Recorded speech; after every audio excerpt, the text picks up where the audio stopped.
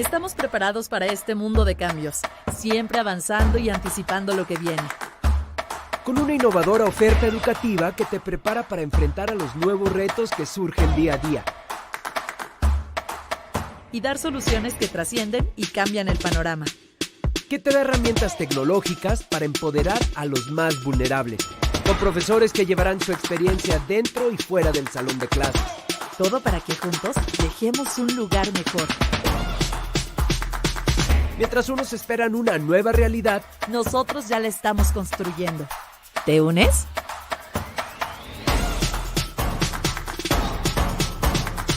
El mundo cambió.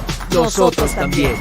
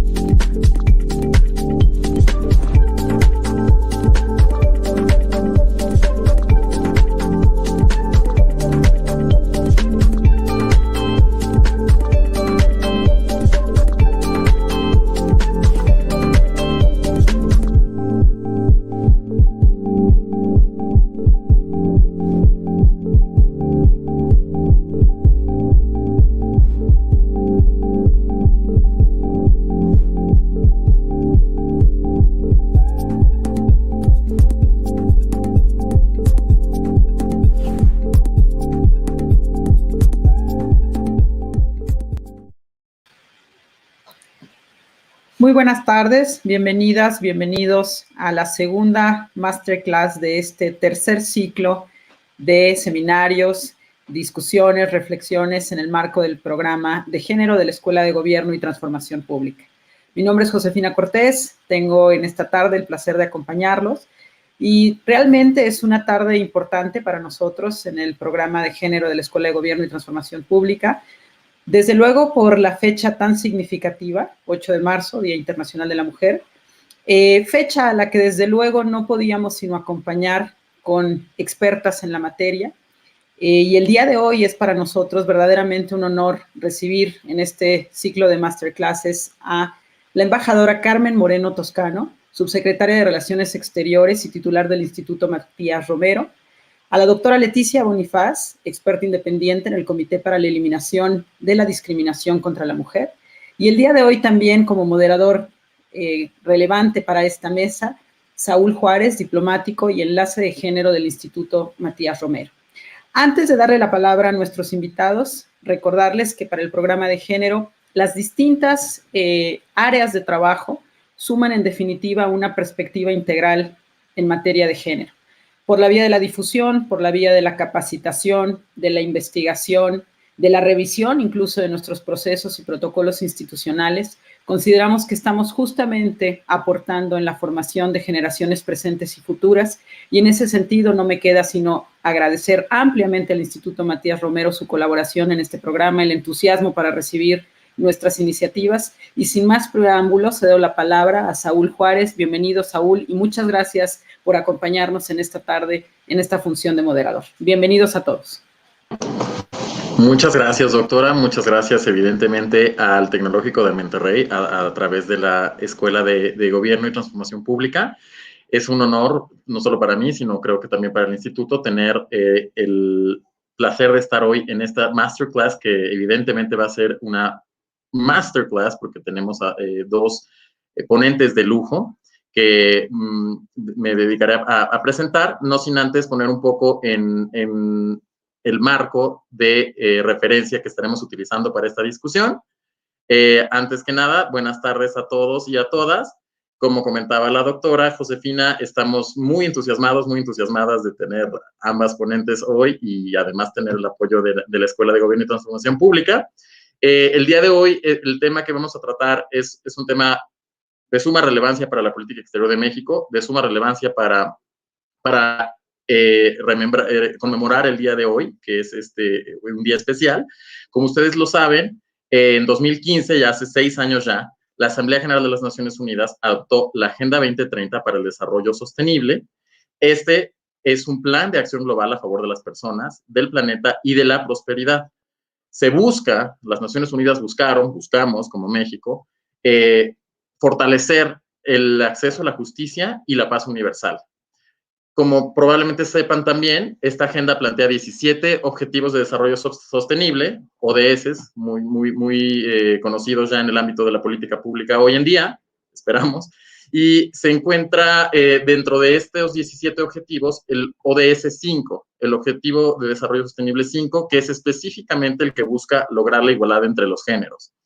Este objetivo marca a su vez, al igual que los demás, metas específicas buscando para 2030 reducir las brechas de género en distintos ámbitos, a través de ámbitos tan amplios y tan disímiles entre los diversos países, como son la discriminación, la violencia entendida como violencia, discriminación y violencia sexual, trabajo doméstico, por ejemplo, no remunerado, salud sexual y reproductiva, entre muchas otras metas.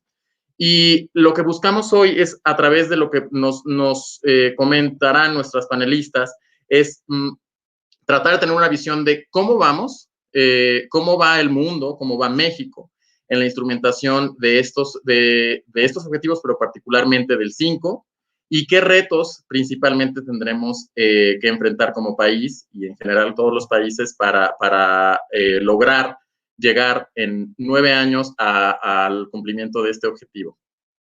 Particularmente, buscaremos también ver cómo se interconecta la política exterior mexicana, cómo puede ayudarse no solo desde la política pública, sino también desde la política exterior para poder llegar a la meta. Entonces, sin más por el momento, ahorita presentaré a nuestras ponentes, distinguidas ponentes. Tenemos a la embajadora Carmen Moreno Toscano, quien es la primera mujer designada embajadora eminente de México. Ha sido embajadora de México en Nicaragua, Costa Rica, además de Guatemala, además de haber sido la representante permanente de México ante la OEA. En el marco de Naciones Unidas, en el ámbito de Naciones Unidas, la embajadora fue coordinadora del G77 para Asuntos Económicos y vocera para Deuda y Desarrollo. Fue la única latinoamericana en el grupo de 10 asesores del secretario general Kofi Annan para la reforma de la ONU. Además, fue directora del Instituto Internacional de las Naciones Unidas para la capacitación y la promoción de la mujer, el INSTRO.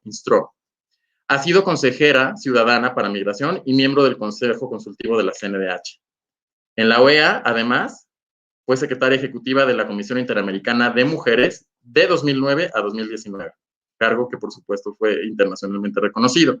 La embajadora es licenciada en Relaciones Internacionales por el Colmex, entre otros cargos académicos. Por otro lado, también tenemos el honor de contar con la presencia de la doctora Leticia Bonifaz Alfonso, quien actualmente es integrante del Comité para la Eliminación de la Discriminación contra la Mujer de la Organización de las Naciones Unidas, el Comité CEDAW, que es posible que conozcan todos y todas. La doctora es doctora en Derecho por la UNAM, licenciada en por la UNAM también en Derecho, es investigadora postdoctoral en la Universidad de Bolonia. Fue directora general de Estudios, Promoción y Desarrollo de los Derechos Humanos en la Suprema Corte de Justicia de la Nación y ha sido catedrática por la UNAM por más de 30 años. Además, ha fungido como directora de la Escuela Judicial del Tribunal Electoral del Poder Judicial de la Federación y como consejera jurídica de Servicios Legales del Gobierno del Distrito Federal, además de haber dirigido la División de Estudios Jurídicos del CIDE, el Centro de Investigación y Docencia Económicas. Obviamente es una experta nacional e internacional en temas de equidad de género, técnica legislativa, derechos humanos y procuración de justicia, además de muchos otros temas. Tenemos también que es como columnista en el Universal. Ante ello, no tengo más que ceder la palabra. bienvenidas a nuestros ponentes. Cedo la palabra comenzando con la embajadora Carmen Moreno, quien buscando dar respuesta a esta interrogante. ¿Cómo vamos y cómo esperamos que responda México y el mundo ante la instrumentación de este objetivo de desarrollo 5? Por favor, embajadora, gracias. Muchas gracias. Muy buenas tardes a todos y a todas. Es realmente un honor y un placer estar con ustedes y agradezco a la Escuela de Gobierno, al TEC y por supuesto que al Matías Romero que hayan considerado incluirme en esta charla de hoy. Y agradezco también a la doctora Cortés su presentación. Pues México hace mucho que está comprometido con buscar la igualdad entre hombres y mujeres.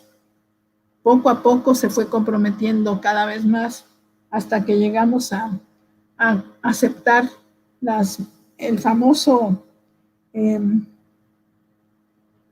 número 5 de los ODS, o sea, de los Objetivos de Desarrollo Sostenible. La diferencia entre estas metas y las anteriores es que ahora sí tiene compromisos concretos y tiene uno específico, como ya dijo Saúl, para igualdad de géneros. Pero todos los 16 objetivos tienen metas de género también dentro de sí, porque no podemos hablar de educación sin hablar de la educación de las mujeres, no podemos hablar de salud sin hablar de la salud de las mujeres, etcétera. Entonces, el hecho de que tenga el número 5 de igualdad sustantiva y transversalización de la perspectiva de género como aspectos claves para el desarrollo sostenible es sumamente importante. ¿Cómo entra México en este tema? Bueno, México ha sido un país que ha trabajado a nivel internacional siempre en las luchas muy pioneras. Fue en México en 1975 donde se realizó la primera conferencia internacional sobre las mujeres. Eso fue México la sede y por primera vez las mujeres tuvieron la oportunidad de hablar ellas en el micrófono de Naciones Unidas. Es la primera conferencia donde las mujeres tomaron la palabra. Y no solo eso, sino que ellas empezaron a compartir sus experiencias y se dieron cuenta de todo lo que tenían en común. Hicieron una declaración en la cual se dice que todas las mujeres del mundo comparten el haber sido alguna vez discriminadas y entonces ellas se dieron cuenta de que eso era la realidad y esta declaración, que es muy buena y muy importante, fue arrumbada, guardada para siempre y objetada porque se insertó en la parte política de los obstáculos para el desarrollo dentro de lo que era el colonialismo, el racismo, todos estos ismos. Se puso la palabra sionismo, lo cual dio al traste con la declaración, porque eso fue objetado en Naciones Unidas ya en la Asamblea General. Les digo que fue la primera vez en que las mujeres tomaron la palabra, aunque en los grupos pequeños donde se discutían los temas, comillas, políticos, los que estaban sentados en la mesa, casi todos eran hombres, porque las delegaciones obviamente llevaban un asesor, un consejero, un responsable hombre. En la mesa donde México, por ejemplo, en esa época estaba proponiendo el establecimiento del nuevo orden económico internacional, habíamos 15 mujeres en la mesa, 15 personas en la mesa, 4 mujeres. Los demás todos eran hombres. Entonces, las mujeres pues no tenían la experiencia, no les daban la oportunidad. Ahora ya es totalmente distinto. Ahora en la última semana presentaron cartas credenciales en este país 6 embajadores, 5 eran mujeres. O sea que ha cambiado totalmente el esquema. Es muy importante que esto se celebre el día de hoy, porque hoy precisamente es el Día Internacional de la Mujer. Y las mujeres en el mundo entero estamos luchando todavía y seguimos luchando por la igualdad sustantiva, contra la discriminación y contra todas las formas de violencia que se hacen contra las mujeres. Creo que eso es muy importante. En México, lo que hemos hecho en la Cancillería es que en la Asamblea General del año de 2018, el canciller anunció que México asumía el compromiso de tener una política exterior feminista. ¿Qué quiere decir esto? Esto quiere decir que vamos a analizar todas las cuestiones de política internacional bajo una perspectiva de género, o sea, tomando en cuenta lo que es importante para los hombres y para las mujeres. No solamente lo que es importante para unos, sino lo que es importante para hombres y para mujeres. De acuerdo con este compromiso, México está tomando una serie de medidas, como por ejemplo proponer más candidatas mujeres a puestos de elección en el sistema internacional, por ejemplo, proponer que se promuevan a mujeres para puestos directivos. Ustedes saben, por ejemplo, que mucho tiempo se tardó en que nos dieran el voto. Y entonces, en 1967 ya tuvimos el derecho al voto. Pero eso no significó que nosotros pudiéramos acceder a la toma de decisiones de manera importante. Apenas hace 2 años se logró la paridad en el Congreso. O sea, ya ahorita la paridad en México es un asunto a nivel constitucional. Nuestra política exterior de género, nuestra política exterior feminista, nada más hay 5 países que tienen política exterior feminista y México decidió ser uno de ellos. La nuestra tiene 5 ejes. Un eje es perspectiva de género y agenda feminista. El otro es que la secretaría va a ser una secretaría paritaria. El otro es que la secretaría va a ser libre de violencia y segura para todas. Y otras que la igualdad se ve y que la secretaría es feminista.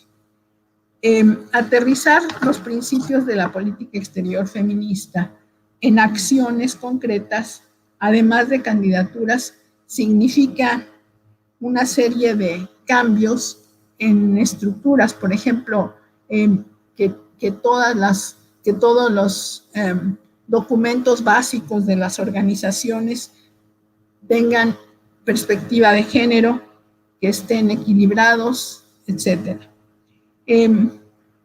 Para México llega a este proceso de 1975 a 2018 y en el trayecto avanza y reconoce una serie de principios que va adoptando a nivel internacional la comunidad.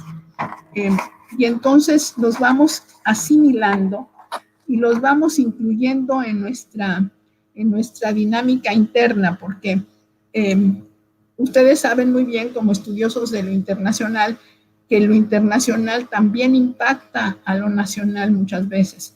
Entonces, si nosotros hemos aceptado una serie de instrumentos de derechos humanos a nivel internacional y los ponemos como el artículo 1, párrafo 1 de nuestra Constitución, estamos asumiendo todos esos compromisos al más alto nivel interno. O sea, nuestra Constitución es lo más alto, pero cuando ponemos en el artículo 1, párrafo 1, todos los derechos humanos que se encuentren en los instrumentos internacionales que México ha ratificado, asumimos una cantidad de compromisos muy importantes y tenemos que estar muy pendientes de estarlos cumpliendo. Yo creo que la implementación es el gran reto de todo esto. Eso que decía Saúl en un principio, que cómo vamos a instrumentar, cómo vamos a llegar a estas metas. Bueno, yo te diría que el primer elemento para llegar a esas metas es el elemento de la voluntad política. O sea, que exista la decisión de avanzar en ese sentido.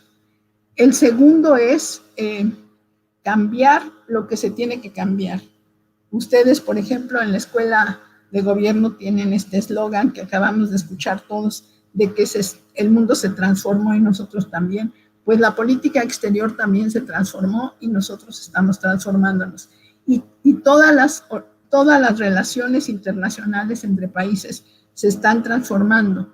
Al principio, antes de empezar, hablábamos con la doctora de todos los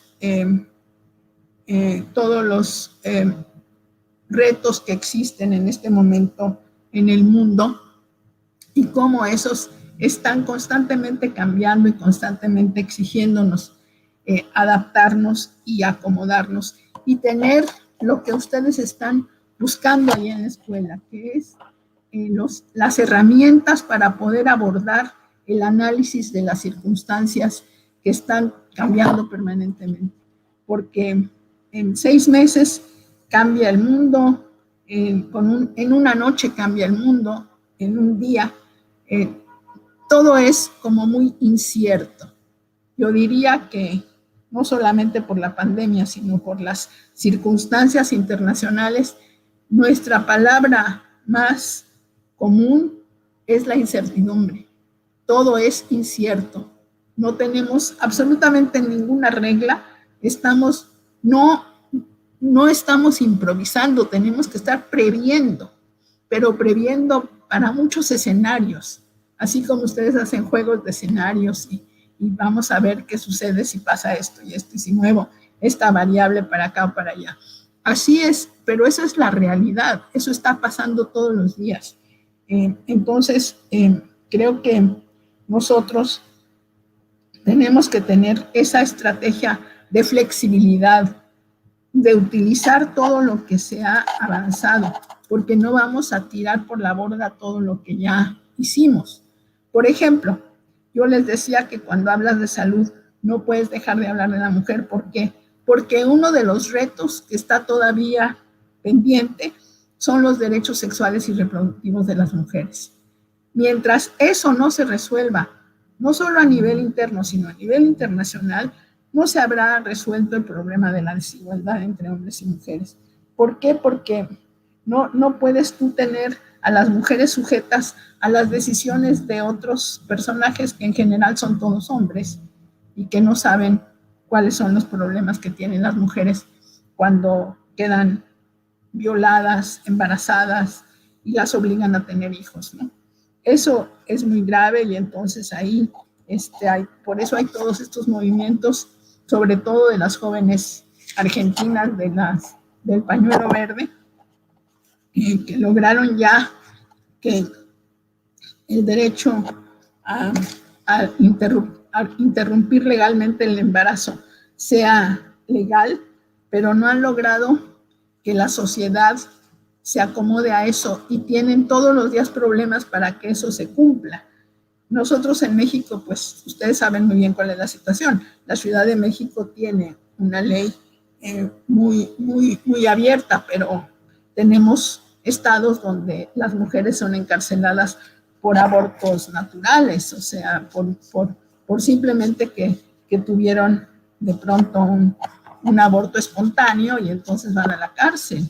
Y eso lo tenemos en México al mismo tiempo, o sea que tenemos muchos retos internos y por supuesto muchos retos internacionales. Tenemos también el reto de que en México sí hemos logrado ya, por ejemplo, la participación política, pero no hemos logrado la eliminación de la violencia política para las mujeres que participan en la política. Ese es otro reto. Y ya, bueno, en la Comisión Interamericana de Mujeres hicimos hasta una ley modelo para que todo el mundo pudiera copiar la ley y la pudieran implementar, porque claro que es un asunto de leyes, pero también es un asunto de personas. No pueden estar matando a las mujeres porque quieren ser diputadas, alcaldesas, regidoras o lo que sea, ¿no? Eso sucede no solo en México, sucede en todos lados. ¿Por qué? Porque finalmente el tema de la igualdad, como seguramente les dirá Leticia, es un tema de lucha por el poder. Y ahí es donde empieza y termina todo. Vamos por fin a tener igualdad de oportunidades, vamos por fin a tener las mismas condiciones que los hombres para poder desarrollarnos, o vamos a seguir como ciudadanas de segunda o de tercera clase, con las cargas del cuidado encima, con las responsabilidades adicionales. Ahora con todo lo de la pandemia, bueno, todos ustedes saben que la pandemia ha traído una situación muchísimo más grave para las mujeres que para los hombres, que son las que han estado más sujetas a violencia en sus casas, pero también más sujetas a responsabilidades adicionales del cuidado. Creo que estos, te diría yo, son los retos más fuertes que tenemos y los que tenemos que resolver. Entonces, ¿cómo resolvemos todo esto? Pues, primero, yo te diría, sin querer sonar a radical, cero tolerancia a la violencia contra las mujeres, en ninguna de sus manifestaciones. Física, psicológica, económica, política, ninguna, nada es aceptable en materia de violencia y acoso contra las mujeres. Y yo dejaría ahí mi participación para que Saúl no tenga que cortarme, y muchas gracias. No, al contrario, embajadora, muy útil. Creemos, por lo menos para esta mesa, la pregunta que estábamos buscando era un cómo inicial, ¿no? Y usted nos ha dado como esbozos al menos de 3 cómos, ¿no? Hablando de voluntad política, hablando de esta flexibilidad ante el cambio del entorno internacional, interconexión de agendas, que pues además usted nos ha delineado también la agenda interamericana, pero la agenda universal de derechos humanos, y finalmente también el cómo radica en el cambio desde las instituciones, ¿no? Como ahorita estamos presentes en el TEC de Monterrey, en la escuela de gobierno, vaya, uno de los cómo empieza también con estas reflexiones, ¿no? Con esta idea y estos cómos, teniendo como base la proscripción absoluta de la violencia contra las mujeres, le doy la palabra a la doctora Leticia Bonifaz, quien quizás también pueda ayudarnos a ir delineando estos cómo para tener al final preguntas al respecto y enfocarnos en las metas. Es decir, hablamos de algunas de las metas como la no discriminación, como la no violencia, que son metas del ODS 5, pero hay otros, se habló también, la embajadora mencionó salud sexual y reproductiva. Quizás hay otras metas que podamos tocar como el acceso a los recursos, el acceso a las herencias, el acceso a tecnologías de información, que es un tema que cada vez más ahora con la pandemia ha sido necesario revisar, y los retos que ha presentado 2020 para el cumplimiento de este ODS. Claramente para todos los demás objetivos ha sido un obstáculo, pero doctora, también si quisiera tener alguna explicación de cómo lo podemos lograr, que incluso con los retos grandes que requiere el confinamiento, puede superarse el estancamiento que podemos tener a nivel mundial en el ODS 5, estando las mujeres confinadas, estando orilladas a la economía informal, por ejemplo, entre otros problemas que ha planteado la pandemia. Por ahí podemos iniciar la intervención. Doctora, le cedo la palabra. Muchas gracias. Muchas gracias, pues un gusto estar con la embajadora Moreno Toscano y un gusto también saludar a Josefina y a quienes van a hacer los comentarios. Me da mucho gusto que se hayan tomado en este 8 de marzo, pues esta iniciativa de hablar de los ODS, particularmente del tema de las mujeres, de la igualdad, de la no violencia y todo lo demás. No puedo estar más de acuerdo con la doctora Moreno Toscano en la mayoría de sus puntos de vista, y voy a entrar a precisar algunas de las cuestiones que dijiste, no dejando de dar el marco general, en donde hay que recordar que en Naciones Unidas tenemos 2 pactos, el Pacto de Derechos Civiles y Políticos y el Pacto de Derechos Económicos, Sociales y Culturales, y que parte del problema del Pacto de Derechos Económicos, Sociales, Culturales y Ambientales es la falta de garantías económicas. Sí, el Estado se compromete, pero ¿cómo lo puede hacer si no tiene maneras económicas de hacerlo? Hay que recordar también de las grandes desigualdades que hay en el mundo. Cuando hablamos de los objetivos, pues no es lo mismo en cuánto tiempo lo van a lograr los países escandinavos, en cuánto tiempo lo van a lograr algunos de los países africanos, del sudeste asiático, de América Latina o de Oceanía. Entonces es muy difícil que pongamos tiempos para todo el mundo porque cada quien va avanzando de acuerdo a sus posibilidades. Lo que sí hay que considerar que desafortunadamente la pandemia sí puso en pausa al mundo y en pausa al ejercicio de muchos derechos, donde en algunos casos ya habíamos avanzado, vinieron importantes retrocesos de los que ya tú estabas hablando. Voy a hacer un recorrido rapidísimo en igualdad de algunos derechos que son, como lo dijo la doctora Moreno, son interdependientes y hay transversalidad. Y, por ejemplo, si hablamos del derecho a la educación, a nivel de la educación primaria ya se logró mucho equilibrio, al menos en nuestro país, entre el acceso de niñas y niños, pero si avanzas hacia la secundaria y luego la prepa y a la universidad, la brecha se va abriendo. Si pensamos en los temas de derecho a la salud, no es lo mismo hablar de las zonas urbanas que de las zonas rurales, y en las zonas rurales tenemos condiciones todavía muy precarias. Hay derechos que tienen un componente de género muy claro, que son, por ejemplo, el derecho al agua, porque quien acarrea el agua, quien la tiene que ir todos los días por ella, a veces a grandes distancias, pues son las mujeres rurales, que tienen que llevar agua para el consumo personal, para el aseo, para el cocer los alimentos, para el lavado de la ropa, en fin.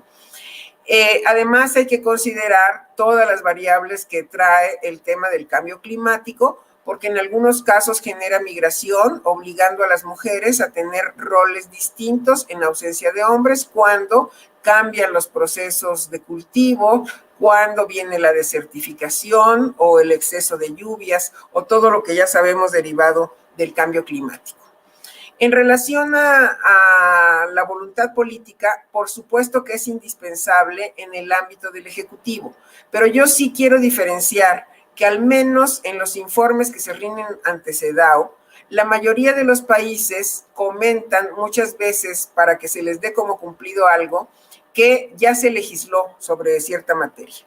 Y hoy en día haber legislado ya no es significativo porque necesariamente se tiene que ver qué se está haciendo concretamente, por ejemplo, en temas de violencia.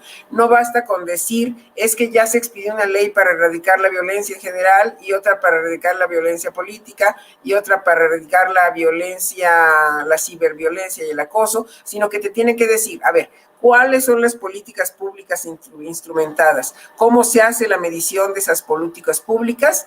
Y otro factor que es fundamental y que no siempre se ve es uno en donde yo he tenido la oportunidad de colaborar, que sería en la esfera del judicial, porque el judicial está haciendo exigibles muchos de los derechos en casos que llegan a su conocimiento y que debe quedar claro que un derecho económico, social, cultural o ambiental es plenamente exigible y es obligación de los estados dar las garantías materiales para su real acceso.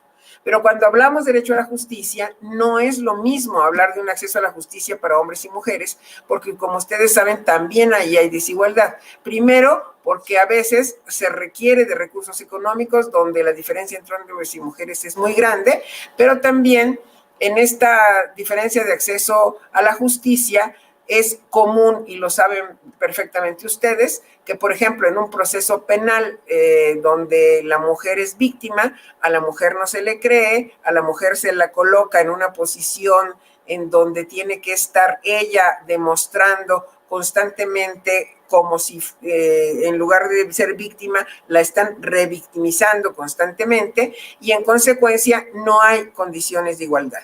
Pero sí quiero dejar claro que tenemos que ver los tratados internacionales de los que México es parte, las resoluciones que hay de la Corte Interamericana, por ejemplo, lo que se hace a nivel de políticas públicas, donde la voluntad política es clave, lo que se está haciendo en sede jurisdiccional para ir haciendo exigibles los derechos. Y todo va contribuyendo a que los derechos caminen. Pero ¿por qué estamos tan preocupados por el tema de la pandemia de donde inicié? Porque lo que la pandemia mostró es que la discriminación existe no solo en el mundo entero, sino lo más grave, la violencia doméstica está presente aún en los países más desarrollados. La diferencia con nuestros países y nuestra región es que aquí no tienes posibilidades de hacer un seguimiento que termine con una condena. Los índices y márgenes de impunidad son muy altos. Entonces, pudo haber violencia en 2 lugares. Vamos a pensar en Dinamarca y en Perú.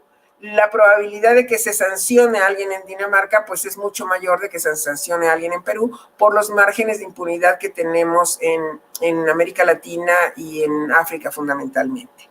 Entonces, si nosotros vemos el conjunto de las condiciones en las que ahorita está el mundo, la pandemia no solo mostró discriminación, como ya dijiste, en el ámbito laboral. La mayoría de las mujeres que desarrollaban un trabajo informal se quedaron fuera, va a impactar su ausencia en el mercado laboral, pero sobre todo tuvieron que desarrollar en sus hogares un doble, triple o cuádruple trabajo, y no estoy exagerando, porque tuvieron que dedicarse al trabajo de siempre de ellas, pero de pronto la escuela estaba en su casa y la guardería estaba en su casa y el trabajo del marido estaba en su casa y todo acabó en el mismo lugar al mismo tiempo, y la mujer, que normalmente es multitask y ya desarrolló ciertas habilidades, pues de pronto no podía tener espacios para ella ni hacer sus mejores trabajos, porque no es lo mismo ir a trabajar y estar pensando en tu trabajo a estar simultáneamente viendo qué están haciendo los que están haciendo tarea o tomando clases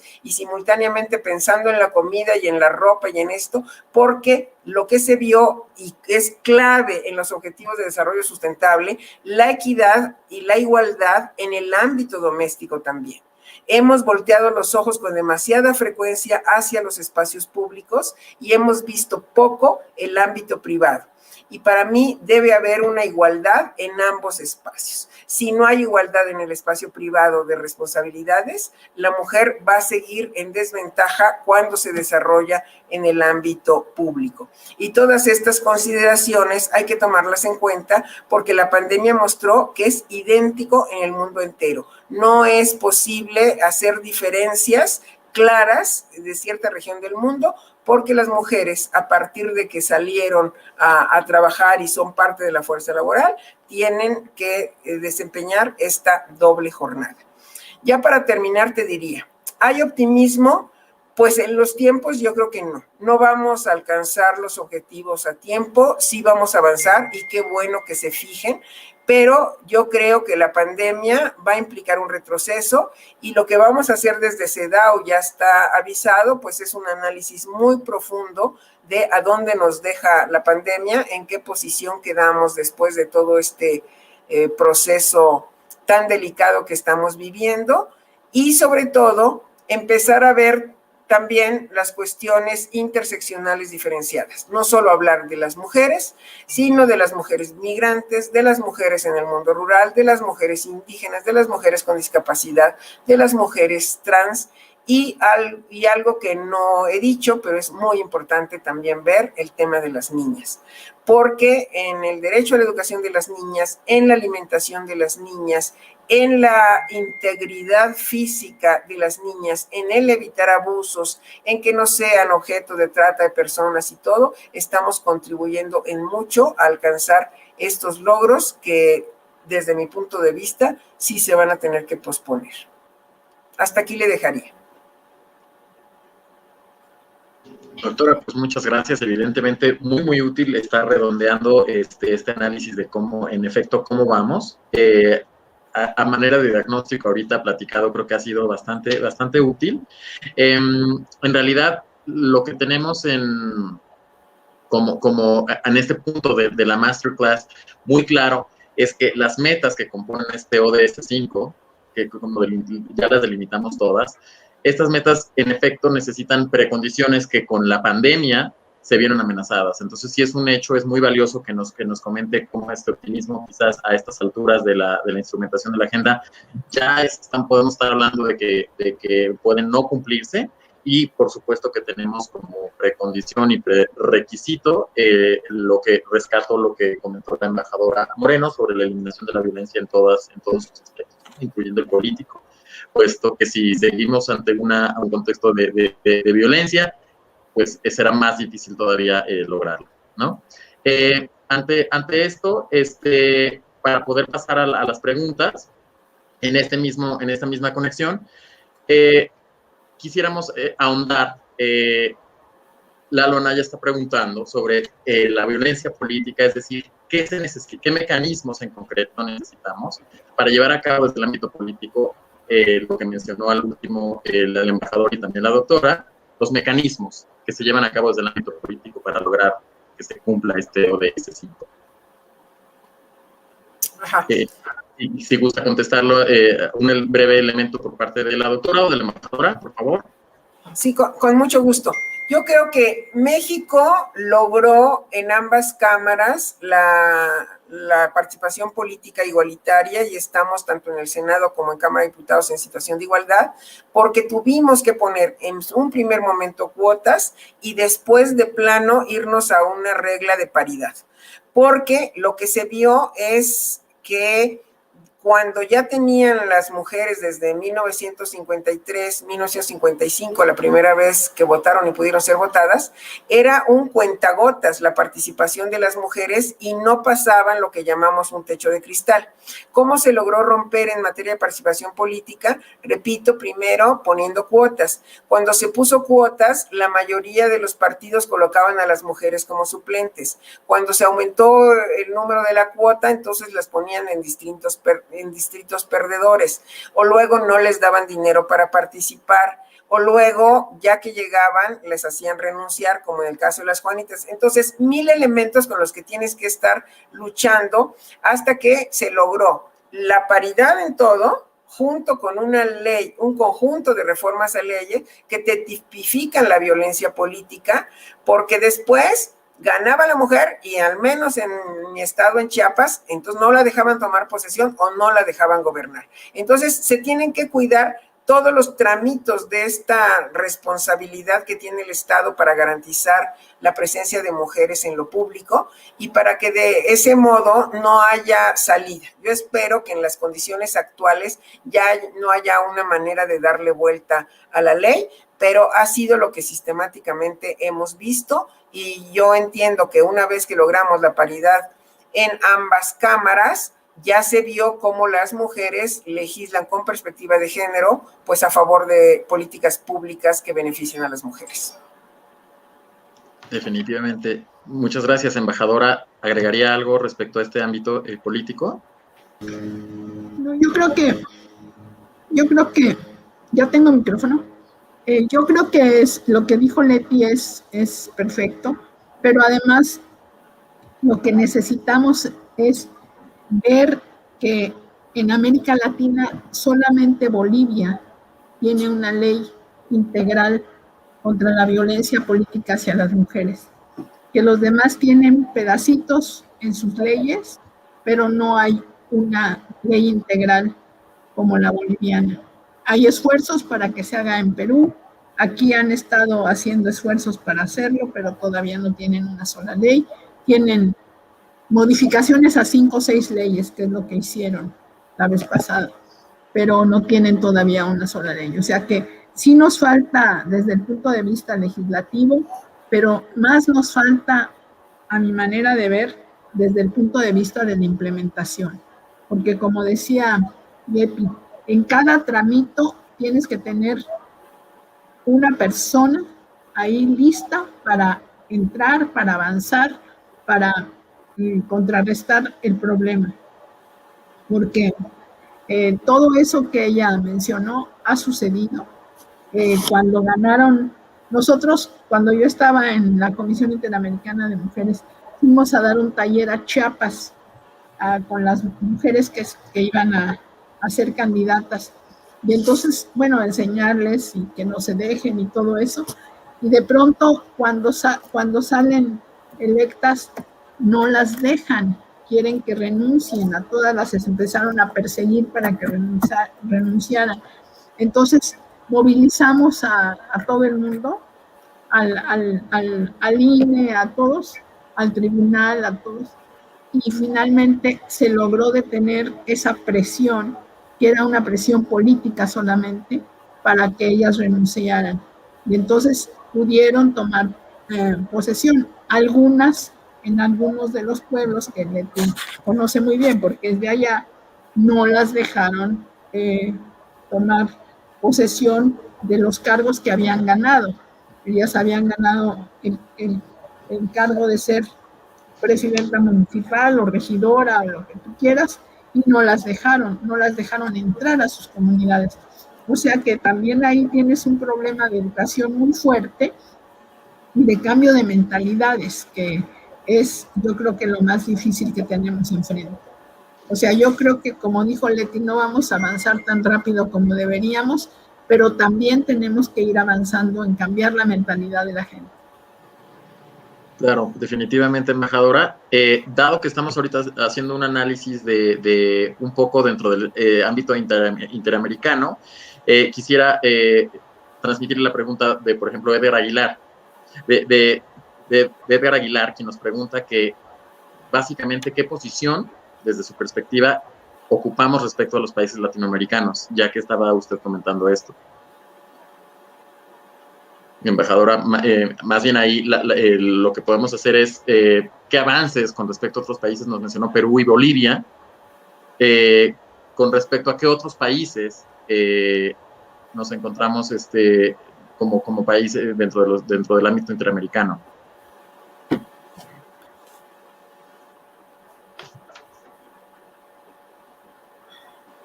Por una organización no gubernamental que califica, y nosotros no estamos nada bien parados, estamos muy mal, estamos más, por ejemplo, Nicaragua, que es de donde yo vengo, Nicaragua estaba en el 5º lugar, y bueno, Nicaragua no es más desarrollado que México, pero estaba en el 5º lugar de igualdad.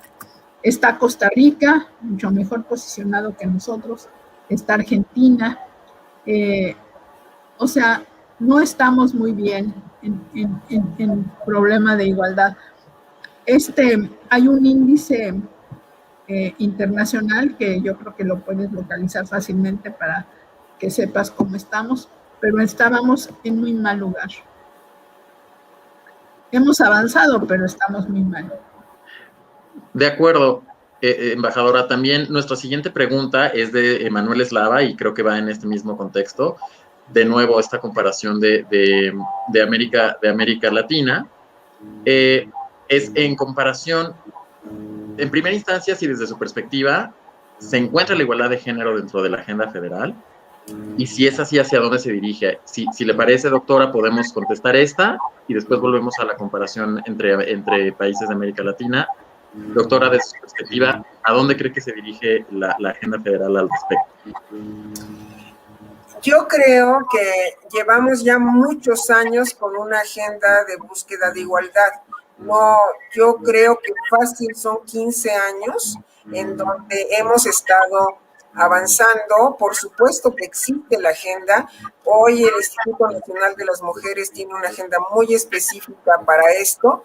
Y sí quiero entrar al tema de América Latina. Yo he tenido la oportunidad de viajar mucho a todos los países de América Latina prácticamente, y creo que debemos fijarnos mucho en los avances que ha tenido Argentina, aunque Argentina no tiene la población indígena que nosotros tenemos, y siento que nos parecemos mucho en muchas cosas a Colombia, y valdría la pena ver en qué casos ha funcionado para compararnos más o menos con países que tengamos algunas más semejanzas, además de la del lenguaje. Por supuesto que el caso de Bolivia con su población indígena tiene características muy particulares, entonces no es nada fácil comparar un país con otro porque cada uno tiene particularidades muy distintas. Yo creo que Chile y Argentina comparten algunas cuestiones, pero Bolivia y Perú otras, pero es muy difícil hacer la comparación. Pero si está en agenda el punto, claro que está en agenda y tiene que estarlo porque además rinde informes nuestro país, no solo ante la CEDAW, sino ante todos los otros órganos de tratados y de derechos humanos. Muchas gracias, doctora. En este mismo sentido, quisiera nuevamente formular de otra pregunta de Manuel Eslava. Aquí la pregunta es si en comparación con otros países de Latinoamérica, realmente México tenemos consolidado un proyecto de igualdad de género. Es decir, la embajadora nos habló obviamente de política exterior feminista, nos acaban de hablar también de reformas legislativas, en materia de paridad política, de leyes. Vaya, creo que la respuesta es que las acciones están. México ha avanzado, pero se puede hablar de un proyecto de igualdad de género en todo el sentido de la palabra, un proyecto dirigido con un mismo quizás liderazgo, con un mismo enfoque. ¿Qué podrían comentarnos al respecto sobre cómo instrumentar cómo coordinar los esfuerzos desde el legislativo, que mencionó la doctora, desde el ejecutivo, como la política exterior, que mencionó la embajadora? ¿Cómo pudiéramos coordinarlos para dar respuesta a esta pregunta? Es la agenda de las mujeres. Es la agenda de las mujeres. Para eso existe las mujeres y hace todo el trabajo todos los días. El tema es que ese trabajo se debe ver reflejado en las procuradurías, en las fiscalías, en todo el aspecto de la cultura, en todo. Se debe ir como difuminando, pero a quien se le encomienda en nuestro país la igualdad plena es a las mujeres. De acuerdo, sí, en efecto. Embajadora, quisiera agregar algo sobre proyecto de igualdad de género en México, quizás alguna reflexión. Bueno, solamente que sí se ha avanzado. O sea, si te pones a verlo para atrás, pues francamente ya tenemos lo más importante, yo creo que se logró, es la paridad a nivel constitucional en lo que permitió tener ahorita una asamblea legislativa, una Cámara de Diputados, una Cámara de Senadores, que ellos mismos se autollamaron la legislatura de la igualdad, porque están hechos con la línea de la igualdad ya como mandato constitucional. O sea que si te vas para atrás y ves que no había ninguna posibilidad, y lo ves ahorita que ya es obligatorio a nivel constitucional, pues hemos avanzado. Pero como decía Leti, necesitamos en todos los aspectos, porque los jueces no están educados con perspectiva de género, los ministerios públicos menos, los policías tampoco. Entonces tienes que ir educando a todo ese mundo para que puedas ir avanzando. Y como ella decía, bueno, no es lo mismo un país como Finlandia, donde hace 100 años que decidieron la igualdad, a un país como nosotros, que apenas estamos empezando a buscar los métodos para llegar a la igualdad. Definitivamente creo que ha quedado claro que existen muchos retos y precisamente en este contexto, para ir cerrando, quisiéramos transmitir la pregunta de la primera mujer que ha participado, que es Ximena Álvarez. Creo que es una muy buena pregunta. Para ir cerrando, preguntaría a cada una de nuestras panelistas si pueden identificar, lo han hecho de forma desagregada, pero cuáles serían los 3 grandes logros y los 3 grandes desafíos que particularmente el ODS se enfrenta en materia de género, ¿no? Podemos referirnos a las metas de salud sexual y reproductiva, tecnologías de la información, etcétera, pero ya si quiere comenzar, doctora, identificando 3 grandes logros y 3 grandes desafíos.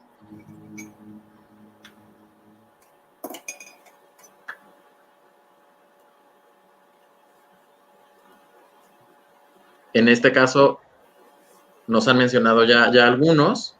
Doctora, si pudiera redondear estos 3 grandes logros, quizás destacar la ley de paridad. No lo sé si estuviera dentro de esos 3 grandes logros. Le dejo el micrófono. Sí, por supuesto. Yo creo que el logro más importante que tenemos en el ámbito de la participación política es sin duda la paridad. pero el mayor logro que tenemos en materia educativa es que hay una diferencia mínima entre asistencia de niños y niñas a la escuela básica. Eso es fundamental. Tener un rezago en educación de las niñas te va a impactar mucho más adelante. Y el tercero de los logros, yo creo que ha sido identificar las causas de la violencia y tener perfectamente claro no solo cómo aterrizamos Belém do Pará a México, sino identificar la violencia doméstica, la violencia política, el ciberacoso o la violencia que se da a través de los medios, y también identificar la violencia física, la violencia patrimonial, la violencia psicológica. Entonces, sobre violencia hemos avanzado mucho en identificar, y ahí está justo uno de nuestros desafíos. Uno de nuestros desafíos es cómo terminamos con esta violencia, sobre todo yo me iría primero a la violencia doméstica, a la violencia callejera, a la violencia del ámbito político, pero el que la tengamos identificada con total claridad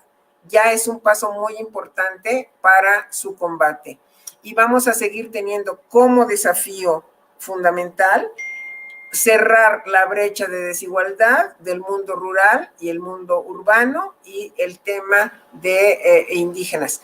Y en el caso, yo pondría en agenda necesariamente a las niñas, poniendo para ellas mejores condiciones de desarrollo en sentido amplio, no solo en educación formal, sino también en todo el medio informal. Las niñas necesitan tener una formación integral para que ellas mismas sean más adelante factores de cambio. De acuerdo. Embajadora, quizás coinciden los retos y los desafíos con los de la doctora en cuanto a educación. Me gustaría agregar unos matices, porque finalmente son los mismos. Creo que el reto de la violencia es un reto grande. Y ahí entra la trata de personas y el matrimonio infantil, porque a las niñas ahora con la pandemia se ha visto que va a haber muchos matrimonios infantiles y eso es un problema muy serio, porque además de que, bueno, en México está prohibido a partir de hasta cierta edad, en otros países también, pero muchas niñas han quedado desamparadas. Y los análisis que se están haciendo es que va a haber muchos matrimonios infantiles forzados o, en fin.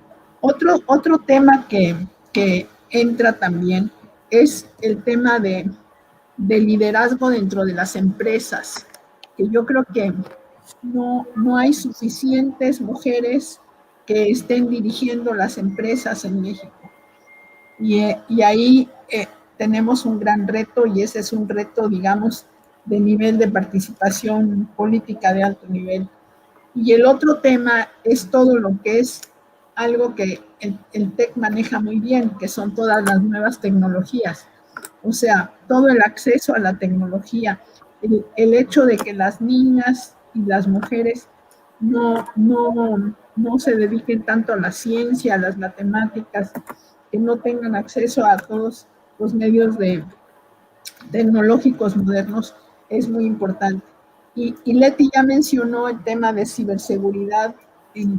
Ahí la violencia que se está ejerciendo sobre las mujeres a través de los instrumentos tecnológicos es muy fuerte y muy grave y ahí tenemos que hacer mucho trabajo. Yo creo que ese es uno de los grandes retos que tenemos ahorita.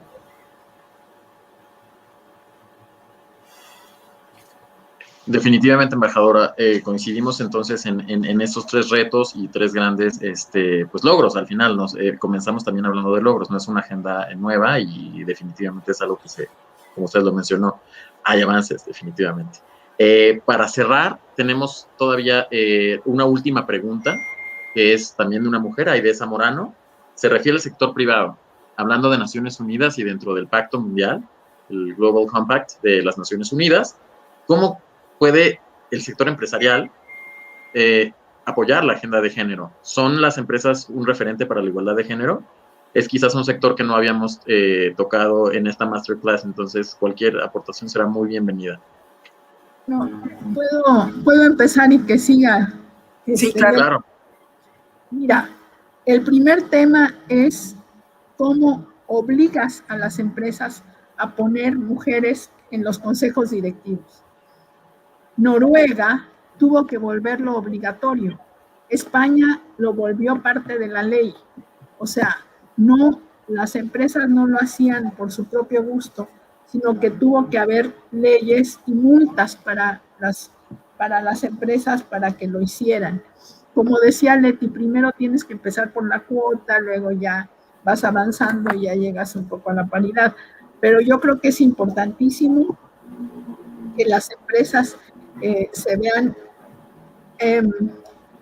exhortadas, incitadas, obligadas a tener mujeres a niveles directivos. Ya hay muchos avances porque ya hay muchas mujeres que se han abierto paso y aquí en México hay algunas mujeres gerentes de empresas internacionales, pero el nivel de oportunidad yo creo que se necesita ampliar. Y creo que eso sería como la empresa, el Global Compact, bueno, el Global Compact yo creo que también ha cambiado bastante porque como ha cambiado todo, ellos también han tenido que cambiar y ajustarse a los nuevos requerimientos del mundo. Entonces, han tenido que volverse empresas socialmente responsables y, en consecuencia, tomar medidas para proteger a su personal femenino. Ya lo hemos visto en algunas empresas internacionales que han dado horarios abiertos para las mujeres, o sea, que puedan trabajar con horarios distintos para que puedan llevar a sus niños a la escuela y todo eso. Eso ya se ha hecho en algunas empresas. Entonces, creo que sí hay algunas que están en el Global Compact que han tomado medidas de responsabilidad social.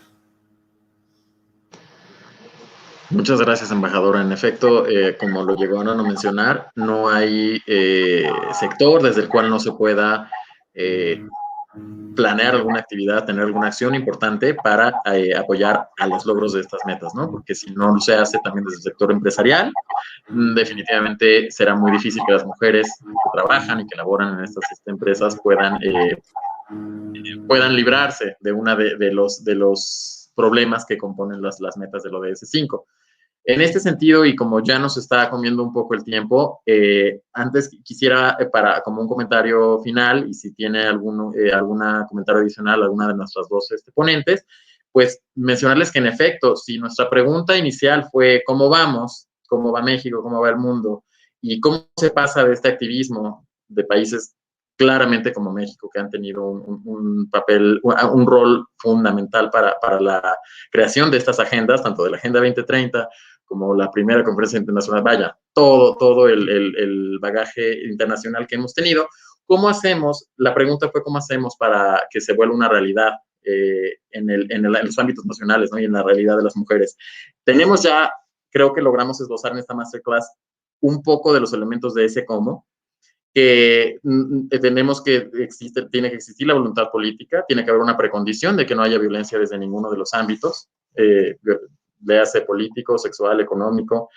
Tenemos también que adaptarnos, ser flexibles, porque lo que hubiéramos dicho en febrero de 2019 ya no es lo mismo que estamos diciendo en marzo de 2021. Entonces, como ahorita puede ser COVID, esperemos que pues nos enfrentemos a otro reto sanitario o de otro tipo, que es la flexibilidad. Entonces, ese es otro elemento. Y asimismo también tenemos la importancia de interconectar agendas, ¿no? Lo que estamos hablando de la agenda de la ONU tiene impactos en la agenda interamericana, en el marco de la OEA, y a su vez tiene impactos a través del Pacto Global con las empresas, y ahorita estamos siendo partícipes de cómo también tiene impacto en las discusiones académicas, ¿no? Aquí tenemos un breve ejemplo de cómo cada sector debe trabajar para poder, en un principio, conocer esta agenda, conocer el ODS 5, y a partir de eso, como lo ha hecho ahorita la Escuela de Gobierno del TEC de Monterrey, pues comenzar a hacer los cambios, ¿no? Agradecer muchísimo con esta reflexión final, invitarlas a nuestras distinguidas ponentes si tienen algún comentario adicional o final con el cual debamos quedarnos para esta masterclass, los y las participantes. Abrir el micrófono para cerrar. Mira, para mí es algo muy importante y en lo que no voy a dejar de insistir. Sea la trinchera que sea, esté cada quien donde esté, todos los días debe luchar por mayor igualdad. Por favor, todos los puntos que consideren discriminatorios, de veras, hablen, digan, esto no me gusta, digan en los grupos de WhatsApp, digan en su trabajo, digan en cualquier parte. Esto se construye todos los días y no necesita ser ni funcionario público ni empresario. Tienes que ser persona para saber que una sociedad igualitaria se construye con el trabajo de todas y todos, hombres y mujeres. Es nuestra gran responsabilidad. No es de nadie más, es de todas y todos. Muchas gracias. Doctora embajadora, ¿un comentario de cierre? No, ya me tocó a mí antes, ya le dejo la palabra toda completa a Leti. Bueno, muchas gracias. Digo, sobra decir que por parte de esta mesa ha sido un gran honor para el instituto, para mí en personal, es para quienes estudiamos Relaciones Internacionales o Derecho, pues bueno, el tener opiniones de dos mujeres que han dedicado gran parte de su vida profesional a este tema, incluyendo antes de que existiera la Agenda 2030, la Agenda 2015, la Agenda, cualquier otra agenda, creo que ha sido muy enriquecedor. Lo agradecemos mucho, los y las colegas internacionalistas, abogados y todo el público interesado. Con esto, pues, con esta reflexión final, en efecto, cerraríamos nuestra masterclass. Es muy importante este mensaje de que estemos donde estemos, toda trinchera es buena para lograr la igualdad de género. Muchas gracias. Yo cedo la palabra a la doctora Josefina. Muchas gracias. Muchas gracias, Saúl. Pues en honor al tiempo no me queda más que darles las gracias de nueva cuenta a la embajadora Carmen Moreno, a la doctora Leticia Bonifaz. La verdad es que nos han dejado muy claro en esta mesa que el problema que hoy nos convoca, que es la desigualdad, la necesidad de incorporar la perspectiva de género, es un problema, es un tema que está en agenda, que es universal, que convoca a distintas generaciones, a distintas profesiones, y en ese sentido, la verdad es que muchísimas gracias por sus aportaciones, por su visión, una visión que desde luego es justa en el siguiente sentido, ¿no? El ver lo que se ha hecho y el reconocer no impide ver lo que falta por hacer. Y eso me parece que es fundamental. Les agradezco mucho esta objetividad, esa perspectiva, esa visión de largo plazo.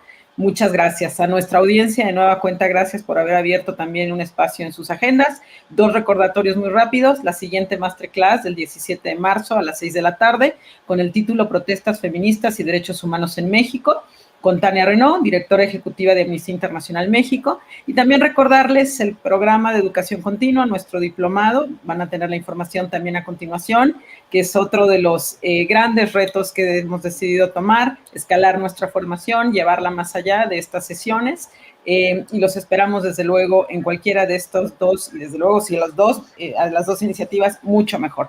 Cerramos con la encuesta Menti de cada sesión para que nos den su opinión, planteen lo que consideren puede mejorar estas sesiones. Muchas gracias, Leticia. Muchas gracias, Carmen. Bienvenidas siempre en el Tecnológico de Monterrey. Muchas gracias.